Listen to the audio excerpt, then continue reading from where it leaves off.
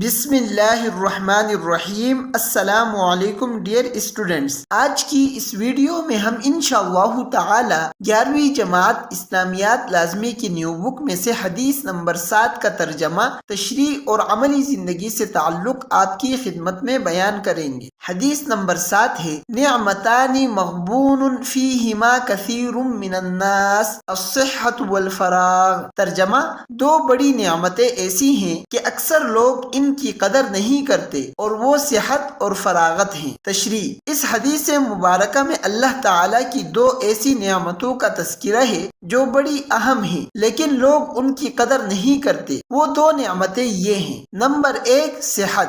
صحت اللہ تعالیٰ کی بہت بڑی نعمت ہے۔ اس کا اندازہ اس وقت ہوتا ہے جب انسان کسی بیماری میں مبتلا ہو جائے، لہذا عقل مندی اسی میں ہے کہ بیماری آنے سے پہلے اس نعمت کی قدر کرے، اس سے فائدہ اٹھاتے ہوئے زیادہ سے زیادہ توشہ آخرت جمع کرے، کیونکہ جو نیکیاں صحت والی زندگی میں ہو سکتی ہیں وہ بیماری کی حالت میں نہیں ہو سکتی۔ اسلام میں انسان کی جسمانی صحت کی اہمیت اس قدر ہے کہ نبی کریم صلی اللہ علیہ وسلم نے جسمانی طور پر مضبوط اور توانا شخص کو کمزور شخص سے بہتر قرار دیتے ہوئے ارشاد فرمایا، المؤمن القوی خیر و احب الی اللہ من المؤمن الضعیف۔ ترجمہ ہے، طاقتور مومن اللہ تعالی کے نزدیک کمزور مومن کی نسبت بہتر اور زیادہ محبوب ہے۔ حوالہ ہے صحیح مسلم، حدیث نمبر 6774۔ نمبر 2 فراغت۔ فراغت بھی اللہ تعالی کی بہت بڑی نعمت ہے، اس کی قدر کرنی چاہیے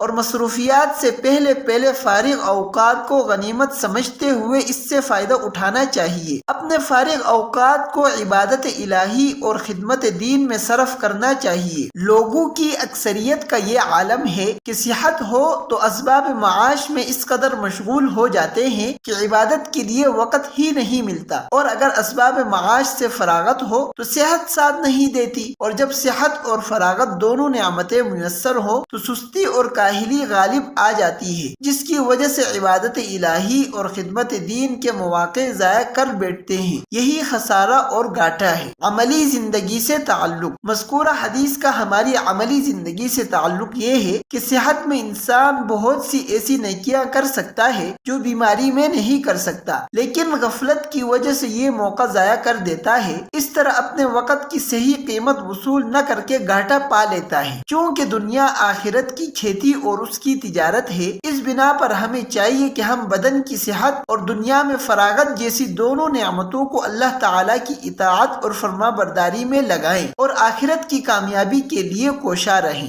عزیز طلبہ، آج کی اس ویڈیو میں 11ویں جماعت اسلامیات لازمی کی نیو بک میں سے حدیث نمبر 7 کا ترجمہ، تشریح اور عملی زندگی سے تعلق آپ کی خدمت میں بیان کیا گیا ہے۔ اس ویڈیو میں کچھ سمجھ نہ آیا ہو یا اس حوالے سے کوئی بھی سوال ہو تو کمنٹ باکس میں کیجیے گا، انشاءاللہ تعالی اس کا جواب دیا جائے گا۔ تب تک کے لیے ہمیں اجازت دیجیے، ملتے ہیں اگلی ویڈیو میں۔ اللہ حافظ۔